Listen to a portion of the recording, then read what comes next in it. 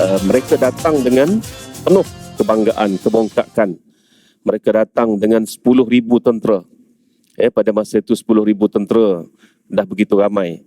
Dan lebih membanggakan kerana tentera mereka itu ahzab. Apa maksud ahzab?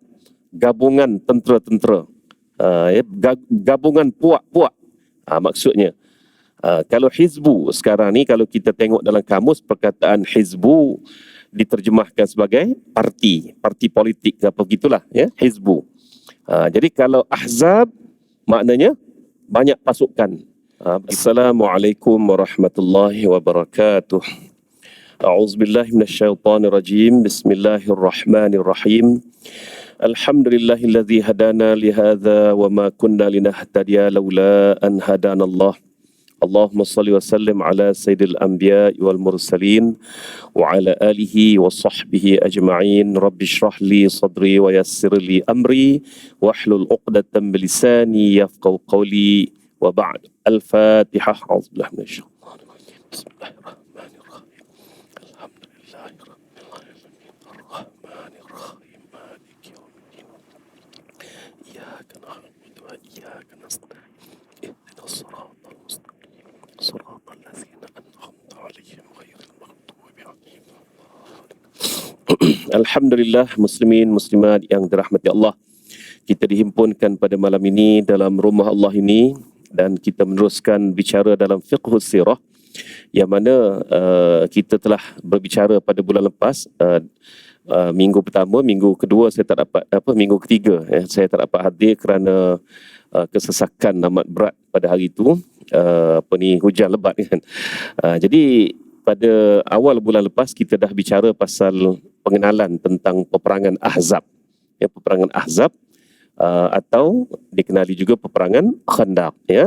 Jadi di sebelah tentera muslimin Khandaq, sebab tentera muslimin menggali parit sejauh 2 km lebih, 2,5 km, dan juga parit yang dalamnya 9 meter, ya, lebarnya pula 10 meter. Itu anggaran pada masa kinilah, ya, menggunakan meter-meter. Jadi kalau dulu guna kaki dan sebagainya, ya. Jadi bagi tentera musyrikin pula, mereka datang dengan penuh kebanggaan, kebongkakan. Mereka datang dengan 10,000 tentera. Pada masa itu 10,000 tentera dah begitu ramai. Dan lebih membanggakan kerana tentera mereka itu ahzab. Apa maksud ahzab? Gabungan tentera-tentera. Gabungan puak-puak maksudnya. Kalau hizbu sekarang ni, kalau kita tengok dalam kamus, perkataan hizbu diterjemahkan sebagai parti politik ke apa begitulah, ya, hizbu. Jadi kalau ahzab maknanya banyak pasukan, begitu. Bangga. Dan mereka datang pula dari segenting Syam sana. Di antara tanah besar Syam, kalau tuan-tuan tengok peta, semenanjung tanah Arab itu seperti semenanjung Malaysia ni, kan? Seperti semenanjung Malaysia. Tercuek gitu sikit je ke tengah laut, itu semenanjung Malaysia namanya, ya. Semenanjung tanah Arab ni besarlah, berkali ganda. Tapi dihubungkan dengan segenting, kan, segenting. Anak-anak sekarang ni tahu ke tidak, ya? Generasi baru ni, segenting tu. Segenting yang menghubungkan antara semenanjung Malaysia dengan Siam. Apa namanya? Apa nama? Generasi barulah, generasi saya ke atas ni tahu, kan. Dulu ilmu alam kita dulu tu. Apa namanya? Segenting apa? Kera, kan. Bukan kera. Segenting kera. Jadi bagi semenanjung tanah Arab, ada satu puak yang cukup bengis, cukup kejam, cukup bongkak, yang mendiami segenting tanah Arab yang menyambung dengan tanah Syam. Pada masa itu Syam, ya, Syam ni gabungan sekarang ni negara Syria, Jordan, Palestin, Lebanon, Israel. Inilah negara-negara yang mengambil posisi Syam dulu tu, tanah besar Syam, ya. Jadi Syam pada masa itu majoritinya adalah apa dia? Adalah Nasrani, Kristian.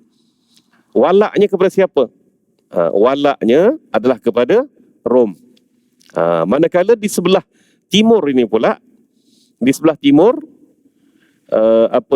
kerajaan Yaman. Kerajaan Yaman, ya. Kerajaan Yaman itu walaknya pula kepada Parsi, kepada Iran, yang juga dua tenaga kuat pada masa itu. Parsi dan Rom ini berperang tak habis-habis, tuan-tuan. Sekejap menang Parsi, sekejap menang Rom, begitulah. Jadi antara hikmah, kalau tuan-tuan masih ingat, kita pernah baca berkenaan dengan hikmah Allah Ta'ala bangkitkan dan juga jadikan Mekah itu, Mekah itu sebagai tanah haram, dan dibangkitkan juga Nabi terakhir, Nabi Khatimul Anbiya wal Mursalin ini di tanah haram itu, ialah kerana akses ke tanah haram itu sukar. Sukar untuk dicapai oleh dua kerajaan besar ni tadi. Sebab apa? Ribuan kilometer padang pasir. Jadi nak pergi usik Mekah tu, tuan-tuan terpaksa merentas padang pasir ribuan kilometer dulu. Antara Tabuk itu dah dekat dengan segenting tanah Arab itu, ke Madinah contohnya sudah 800-900 kilometer jarak sekarang. Jarak dulu, ya, kalau 900 kilometer tu ataupun 800 kilometer tu nak sampai tu bukan ada jalan raya. Sekarang ada jalan raya. Tuan-tuan perasan tak kalau kita pergi ke Uhud, ya, ada satu signboard Tabuk dia tulis. Kan? Tabuk 780 km begitulah lebih kurang. Itulah jaraknya, tuan-tuan. Bayangkan pada masa itu Tabuk itu sudah berada dalam wilayah pengaruh Rom. Yang Nabi SAW pada perang Tabuk itu merentas padang pasir 700 km tanpa highway. Sekarang highway. Kalau kita speed 200 km sejam, tuan-tuan, kalau tak sampai ke Tabuk dalam masa 4 jam, kan, kita sampai masuk dalam padang pasir sebelah tu, tenggelam situlah, kan. Kalau pecut 200 km, 4 jam sampailah ke Tabuk, kan, dari Madinah tu. Kalau tak sampai pun dia masuk dalam padang pasir tu, dia boleh faham dah. Jadi tuan-tuan, bayangkan 11 hari lebih Nabi SAW berjalan kaki musim panas untuk merentas pergi ke Tabuk.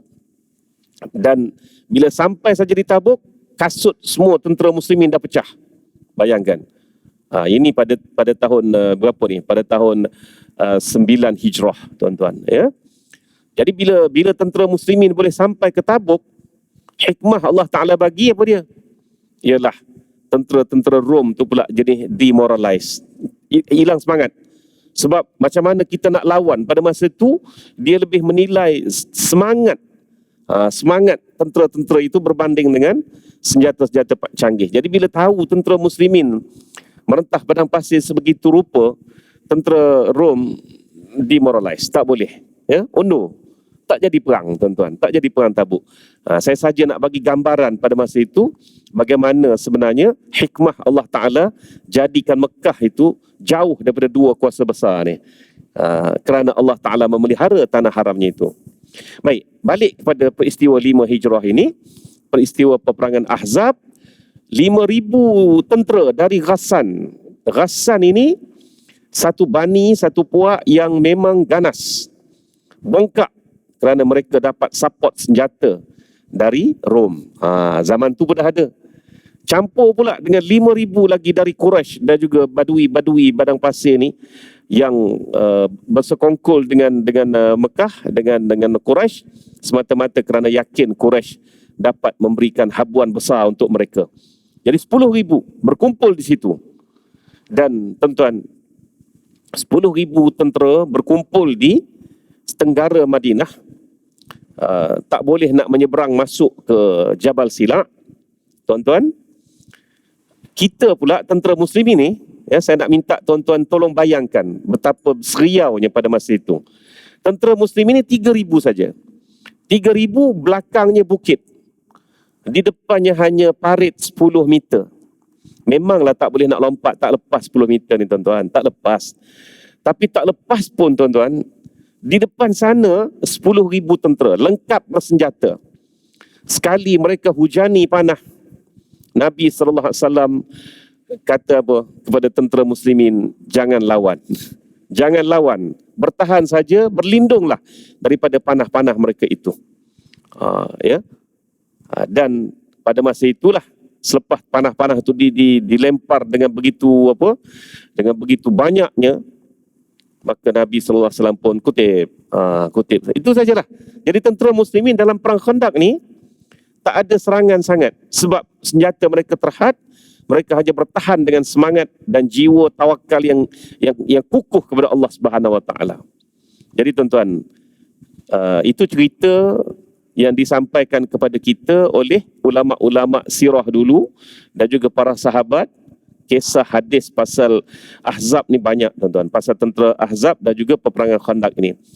Cuma tak sempurna kita belajar sirah jika kita tidak mengetahui daripada kalamullah.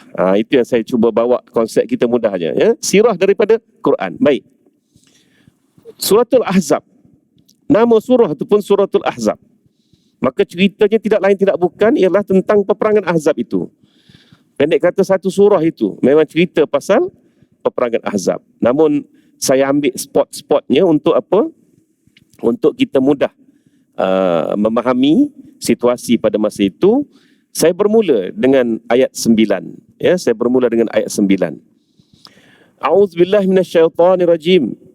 Ya ayyuhallazina amanu dzkuru ni'matallahi 'alaikum idh ja'atkum junudun fa'arsalna 'alaihim rihan wa junudan lam tarawha wa kana Allahu bima ta'maluna basira. Ayat ini Allah Taala kata apa? Wahai orang-orang yang beriman, kenangkanlah ataupun ingatlah. Kalau ada kalimah wa'iz ni, ya tuan-tuan, maka dia bermaksud ingatlah. Bagi ataupun kepada Nabi Muhammad sallallahu alaihi wasallam, dia membawa maksud, wahai Muhammad, ingatlah dan peringatkan kepada umatmu. Dua lapis peringatan.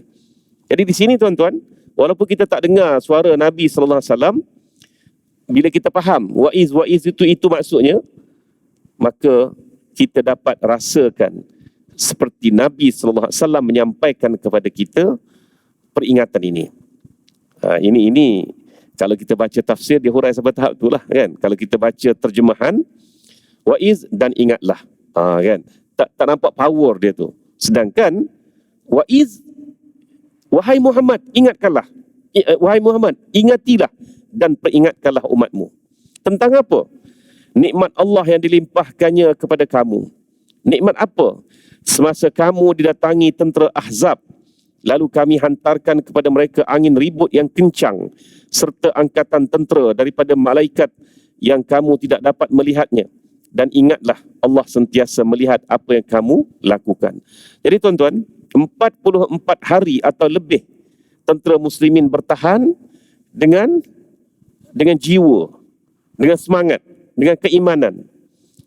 Persenjataan jauh tuan-tuan, ketinggalan daripada musuh seberang sana. Jumlah tentera jauh, 3 kali ganda lebih ramai tentera Ahzab berbanding dengan tentera muslimin. Dan di hadapan mereka adalah parit yang mereka bina dengan iman mereka. Nabi sallallahu alaihi wasallam buat jadual. Setiap pasukan ada 7 orang. Setiap pasukan ada 7 orang. Setiap pasukan mesti menggali 10 kaki. 10 kaki panjang, lebarnya 10 kaki, 10 meter ke depan itu tadi, dan dalamnya sekali. Itu yang memakan masa. Yalah, saya mencari angka tepat. Berapa lama parit itu siap dibina. Jadi yang kata 7 hari itu tu saya tak nampak tepat sebenarnya, ya. 7 hari saja parit sepanjang 2.5 km tadi tu. Sebab kalau ikutkan rentetan peristiwanya dari bulan Sya'ban tahun 5 Hijrah, Nabi dapat tahu. Nabi terus bermesyuarat dan dicadangkan oleh Salman Al-Farisi satu taktik peperangan yang tak pernah diamalkan oleh orang-orang Arab sebelumnya, iaitu menggali parit sebagai pertahanan. Itulah first time. Dan Salman Al-Farisi ni bukan budak-budak lagi tuan-tuan, bukan remaja. Umurnya 250 tahun pada masa itu, mengikut Syekh Muhammad Ilyas, ya. Syekh Muhammad Zakaria.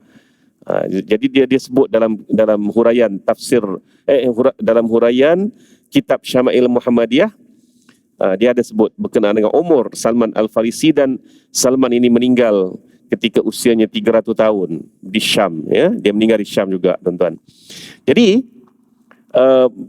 pada masa itu tentera muslimin hanya jiwa, kecekalan, keberanian, dan hanya sekali-sekala sahaja mereka melepaskan panah dengan panah yang terhad.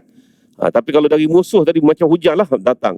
Nabi pada masa itu tak boleh kata apa, bertahan saja, berlindung saja, kata Nabi. Berlindunglah dengan perisai-perisai mereka, dan panah itu datang dengan banyaknya. Tetapi bagi tentera muslimin, walaupun dengan senjata yang terhad, mereka juga melakukan serangan. Seperti contoh, kalau kita baca kitab Syama'il Muhammadiyah, dalam bab Nabi ketawa Nabi SAW, antara detik ketawa Nabi adalah ketika Sa'ad bin Abi Waqqas. Sa'ad ni dia pakar senjata, dia bukan saja pakar guna, pakar buat senjata. Jadi dia tarik panah, dia duduk target kepada seorang musuh tadi tu. Musuh tu pula, tuan-tuan, pada masa itu berlindung menggunakan perisainya yang berat itu, kan. Sekejap berlindung sana, selindung sana, ya. Saat duk target dia aja dari sebelah sini. Bayangkan, target dia tadi itu sekali saat lepas, ya. Tepat dengan dia sedang mengelak, dia biasalah kan, mengelak sekejap masuk di balik perisai, lepas tu buka balik tengok musuh. Jadi saat ni punya pandai, tepat di dahi. Tuan-tuan, terus telentang kawan tu. Telentang terus kena di dahi ni tadi. Bayangkan kuat tak kuatnya panah saat tadi merentas 10 meter ke depan. Bayangkan, ya dah. Kena di dahi, telentang, matilah. Jadi Nabi SAW ketawa. Ketawa Nabi ni macam mana? Ha ke? Tak ada. Tak keluar suara. Cuma Nabi terbuka mulut dia. Terbuka mulut dia, tuan-tuan, ya. Jadi sahabat-sahabat tahu tentang itu Nabi sedang ketawa. Lalu ditanya kepada Nabi SAW, Nabi ketawa kenapa? Kenapa Nabi ketawa? Adakah kerana musuh tu dah telentang mati, ataupun ketawa kerana lagak saat tadi tu duduk target kan? Nabi kata dia ketawa bukan kerana musuh tu mati. Ini satu sunnah, tuan-tuan, ya. Satu sunnah apa? Walaupun musuh, kalau dia dah mati, kita tidak akan tunjuk reaksi gembira atas kematian seseorang hamba Allah. Dah mati cukup-cukup lah. Kalau kita syukur sekalipun, syukur dalam hati kita lah, jangan tunjuk reaksi. Bahkan seorang Yahudi yang meninggal, diusung, Nabi bangun berdiri, menghormati perjalanan hamba Allah yang terakhir, perjalanan terakhir hamba Allah, seorang hamba Allah, menghormati pencipta. Sehingga sahabat-sahabat kata, ya Rasulullah, ni mayat ni Yahudi ni, kenapa kamu berdiri? Aku bukan hormat dia, aku hormat pencipta yang mencipta dia, yang telah memanggil dia kembali, kan, ke alam baqa. Kan kita ni mari ke dunia ni, alam fana ni, mari berjalan-jalan jadi, kan, tuan-tuan. Bukan rumah kita. Rumah kita di alam baqa, alam akhirat. Sama ada syurga ataupun neraka, wa'iyazbillah, neraka, wa'iyazbillah, kan. Jadi bila Allah memanggil kita kembali, sama ada kembali ke syurga, tempat asal, ataupun tidak kembali ke tempat asal. Jadi proses itu yang Nabi hormati. Lalu Nabi bangun menghormati, tuan-tuan, ya. Okey. Jadi sekarang ni peristiwa tu, adakah Nabi gelak kerana kawan tu dah terlentang mati? Tak, Nabi tak gelak itu. Nabi kata, aku tergelak kerana tengok kelagak dia duk lari di balik perisai, gitu kan. Bayangkan di perisai. Jadi Nabi tergelak yang tu, kan, bukan tergelak kerana padang muka dah mati dah pun. Tak. Itu bukan, itu adab tu, adab sunnah, tuan-tuan, ya. Baik, kita tinggalkan hal itu. Baik, balik kepada ayat ini, maka Allah Ta'ala telah mendatangkan angin kencang, ya, angin kencang pada malam terakhir.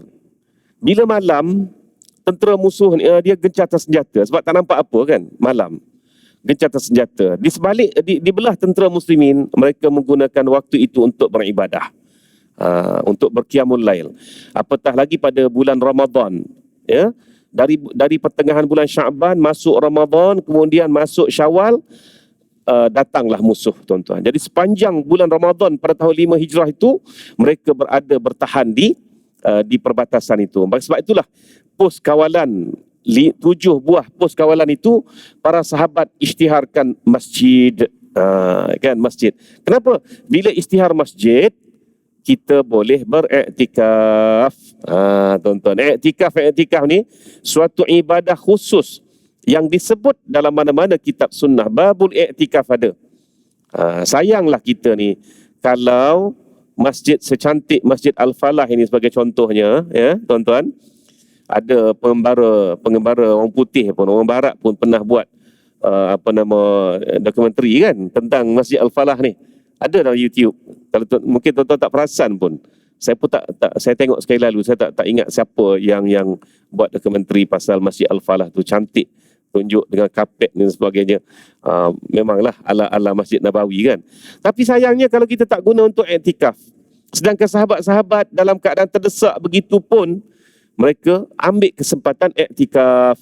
Di mana? Masjid Salman, Masjid Rasulullah SAW, Masjid Abu Bakar. Ya, begitulah. Jadi tuan-tuan, masuk je bulan Syawal tu, mulalah mereka dikepung, ya, bertahan, dan mereka bila malam mereka beribadah di sebelah tentera musuh, tentera Ahzab ni pula mereka berpesta, bising sangat. Tapi malam last tadi, malam terakhir, Rasulullah menggigil kesejukan. Sahabat-sahabat menggigil kesejukan. Tapi tak ada ribut, tak ada apa, sunyi. Sejuk je, sejuk tuan-tuan, kan? Sunyi. Dan di seberang sana, musuh-musuh tentera Ahzab ni senyap. Malam-malam sebelumnya mereka berpesta sakan, mabuk-mabuk lagi. Kan? Sehinggalah Rasulullah SAW bersabda kepada Sa'ad bin Abi Waqqas. Sebenarnya Sa'ad bin Abi Waqqas ni hampir setiap malam dia menyeberang ke sana. Ya, sebab mereka tentera muslimin yang menggali parit tu, mereka tahulah kunci kat mana, kan? Mereka tahu kunci dia kat mana. Berseberang ke arah tentera musyrikin dan menjadi pengintip bagi pihak Rasulullah SAW. Ya. Pernah satu malam saat duduk bersentuh punggung, berlaga punggung dengan Abu Sufyan, tuan-tuan. Makna dengan panglima besar, duduk berlaga punggung, makna dekat sangat dah. Abu Sufyan pun tak perasan siapa yang yang duduk sebelah dia tu. Sebab apa? Sebab Sa'ad bin Abi Waqqas ni orang Mekah, slang dia slang Mekah. Siapa nak perasan?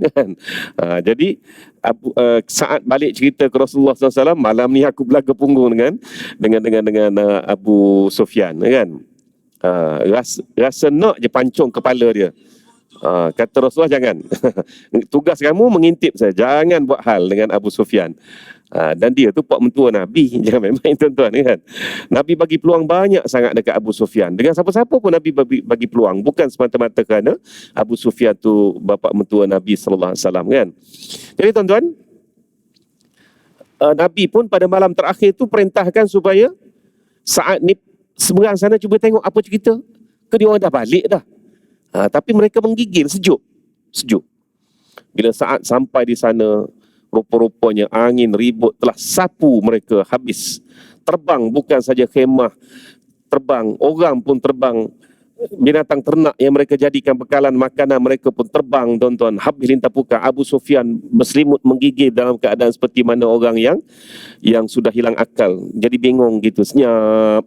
Sekali lagi saat menghampiri dia dan bertanya kepada dia, apa cerita ni, dah jadi apa ni kita ni, kan? Abu Sufyan pun macam kita kata apa istilah apa, merapu lah, kan?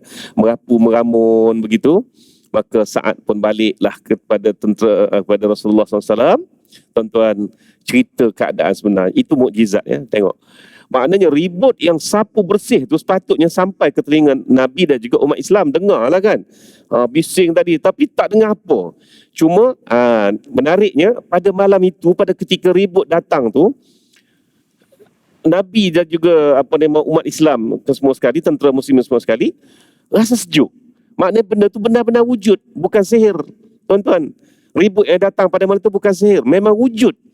Cuma Allah Ta'ala senyapkan. Tu dia. Allah Ta'ala senyapkan bunyinya tak sampai ke telinga muslimin, cuma sampainya hawa sejuk tu sahaja. Sebab itulah Allah Ta'ala menyeru di sini, wahai orang-orang yang beriman, ingatlah nikmat yang Allah limpahkan kepada kamu dalam keadaan kamu memang desperate pada masa itu, kan? Dengan senjata yang tak cukup, makanan tak cukup, tuan-tuan. Musuh pula hanya berjarak 10 meter saja tapi tak boleh nak seberang mari. Maka pada masa itulah kami datangkan ribut kencang, tuan-tuan, ya, dan angin kencang. Dan ayat seterusnya, ayat 10, Allah Ta'ala menyebut, "Idz ja'ukum min fawqikum wa min asfala minkum wa iz zaghatil absaru wa balagatil qulubul hanajira wa tazunnuna billahi zununa." Apa maksud dia? Maksud dia, tuan-tuan, pada masa itu tentera musuh datang dari atas, ya. Semenanjung Tanah Arab tu, atasnya tu maknanya di baratnya itu, sepatutnya di barat lah, tapi kita kira macam atas. Musuh datang dari atas dan juga dari bawah. Atas tentera Ghassan, bawah tentera Quraisy. Dan pada masa itu pemandangan mata kamu tidak keruan, tidak berketentuan arah, kerana gempar dan bingung melihat musuh begitu ramai berjarak 10 meter saja, tuan-tuan. Ya, bayangkan. Dan serta hati pun resah gelisah kerana cemas dan takut, dan kamu masing-masing pula menyangka terhadap Allah dengan berbagai-bagai sangkaan. Tuan-tuan, ayat-ayat seperti ini banyak diturunkan dalam Al-Quran, juzuk-juzuk juzuk 30, juzuk 29, 28, sebab bicara ini menyentuh soal akidah dan juga sangka baik kita kepada Allah Ta'ala. Jadi, tuan-tuan, ini bukanlah suatu bukanlah suatu keburukan para sahabat, tidak. Sahabat pun manusia biasa macam kita. Tetapi Rasulullah SAW tak izinkan, tak benarkan kita memburuk-burukkan sahabat, ya. Berlakunya perangai macam ni ataupun sifat macam ni dalam kalangan sahabat itu sebenarnya nak tunjuk kepada kita bagaimana cara penyelesaian isu-isu tadi. Jadi janganlah kita pula buat alasan, alah, sahabat pun perangai bukannya elok sangat pun. Itu tak betul tu, tak betul. Ya? Tak betul jika kita menganggapkan demikian. Jadi Allah Ta'ala menegur hamba-hambanya yang merupakan sahabat-sahabat Nabi SAW, perkara yang lumrah berlaku dalam hati seorang manusia yang lemah. Tetapi perkara ini sepatutnya tidak berlaku bagi orang yang tinggi tawakalnya. Dan ini proses tarbiyah, tuan-tuan. Proses tarbiyah. Sebab itulah, tuan-tuan, pernah dengar ke sahabat Nabi yang murtad selepas Nabi wafat? Ada pernah dengar? Kan? Tak pernah dengar. Bermakna mereka dah mantap tarbiyah mereka. Bahkan sahabat-sahabat Nabi ni, bila Nabi wafat, mereka tak duduk di Madinah. Mereka tak duduk, walhal mereka sayang, rindu pada Rasulullah SAW. Muaz bin Jabal dihantar ke Yaman sebagai seorang, istilah dia mufti. Mufti ni maknanya orang yang memberi tunjuk ajar tentang hukum hakam. Jadi kita duk faham mufti ni macam mufti jawatan, dia bukan begitu, ya. Jadi Muaz bin Jabal umur 17 tahun, Nabi dah hantar dia ke Yaman. Tempoh kontrak dia di Yaman pula 2 tahun. 2 tahun tempoh tu. Kan? Kontrak lah tu kiranya. Dan Nabi sebelum melepaskan Muaz bin Jabal pergi, Nabi telah memberikan gambaran, mungkin ini pertemuan terakhir kita. Aku tak tahu kita akan bertemu lagi ke tidak lepas ni. Benar, bila Muaz bin Jabal balik semula ke Madinah, rupa-rupanya Rasulullah SAW sudah 2 bulan berada di dalam alam baqa, tuan-tuan. Menangis Muaz bin Jabal di kubur Rasulullah SAW. Menangis. Menangis, tetapi dia tidak lama di Madinah. Walhal Madinah tu tempat asal dia. Dia tak lama di Madinah. Sebab apa? Sebab dia punya tafsiran, aku rindu pada Rasulullah, maka aku kena buat apa Rasulullah suka. Apa Rasulullah suka? Amanah terakhir dia sebelum dia wafat, apa dia? Berdakwah. So, Muaz bin Jabal telah bertanya kepada sesiapa yang nak keluar, kafilah yang nak keluar dari Madinah itu, nak tumpang. Ke mana? Ke Syam. Okey, dia tahu kisah dengan Syam ni bukan satu kisah yang singkat, tuan-tuan. Sebab Syam pada masa itu kawasan Nasrani kan. Jadi maka dia pun memilih untuk pergi ke Syam dan menjadi pendakwah di Syam sehinggalah dia wafat, sehinggalah dia meninggal dalam usianya 70 tahun lebih. Bayangkan umur dia masa meninggalkan Madinah baru 20 tahun. Maknanya 50 tahun duduk di Syam, Muaz bin Jabal ni. Ini gambaran sahabat, tuan-tuan. Mereka bukan tak sayang pada Rasulullah sallallahu alaihi wasallam. Kita kalau sayang pada Rasulullah tu duduk pergi menziarahi kuburnya semata-mata, tu tanda sayang lah tu kan.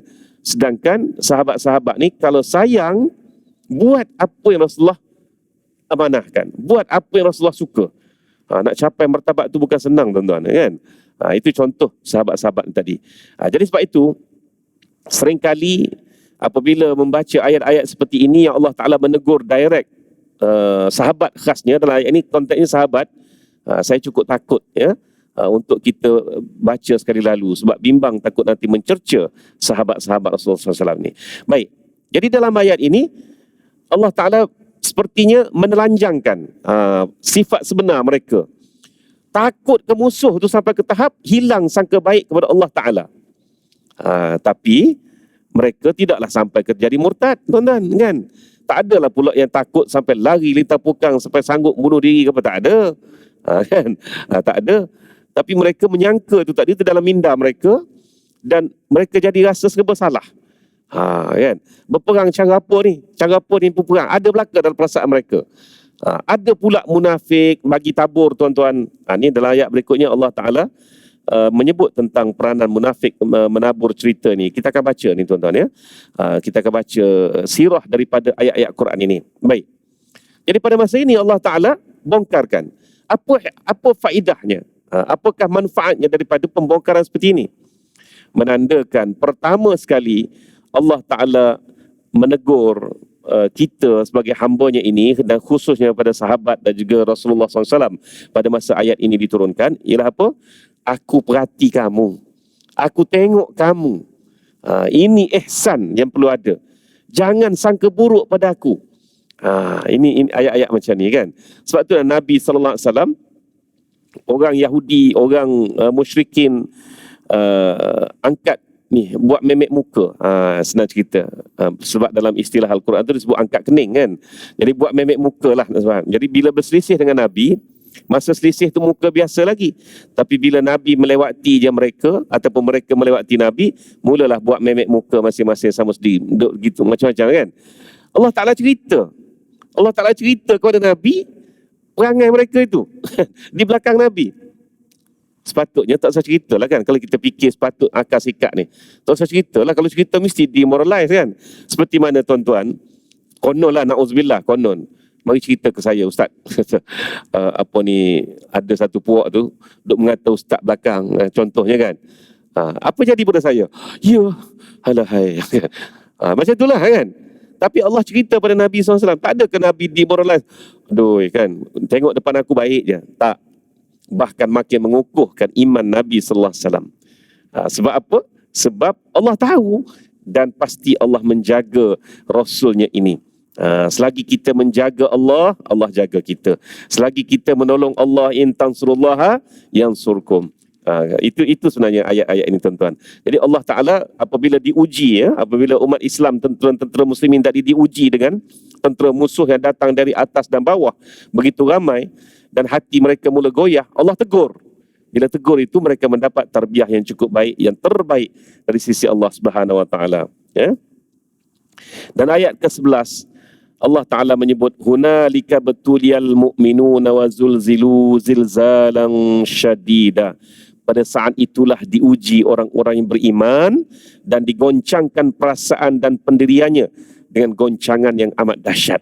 Jadi kalau orang yang tak beriman, tuan-tuan, musuh datang, dia tak takut, dia tak ada rasa goncang. Sebab apa? Sebab dia duk ready nak berpaling tadah. Tuan-tuan, nak berpaling tadah, nak join tentera yang lebih kuat. Tapi tentera-tentera Islam ni, hati mereka goncang sebab apa? Sebab mereka nak kekal duduk di situ. Mereka nak bersama-sama Rasulullah SAW, maka sudah pastilah macam-macam kecamuk diri yang datang dalam diri mereka. Kadang-kadang kita orang lelaki ini kena atas diri kita, kita tak kisah. Tapi duk fikir pasal anak kita, isteri kita yang lemah dan sebagainya itu kan. Jadi begitu juga dengan tentera muslimin. Ya, disebarkan bahawa orang-orang Yahudi Bani Quraizah itu telah buat kacau di Madinah. Ini yang menyebabkan hati mereka jadi goncang. Jadi tuan-tuan, cantik, masa pun dah masuk waktu Isyak. Kita pun dah sebut ayat ke-11. Sambung ayat ke-12 ini dalam pertemuan kita yang akan datang. Ya. Jadi kita tangguhkan dengan tasbih kafarah dan juga suratul Asr. Subhanakallahumma hamdika asyhadu an la ilaha illa anta bismillahirrahmanirrahim. Wal 'asri innal insana lafi khusr illa alladhina amanu wa 'amilus solihati wa tawassaw bil haqqi wa tawassaw bis sabr. Shadaqallahul azim. Wabillahi taufiq wal hidayah. Wassalamualaikum warahmatullahi wabarakatuh.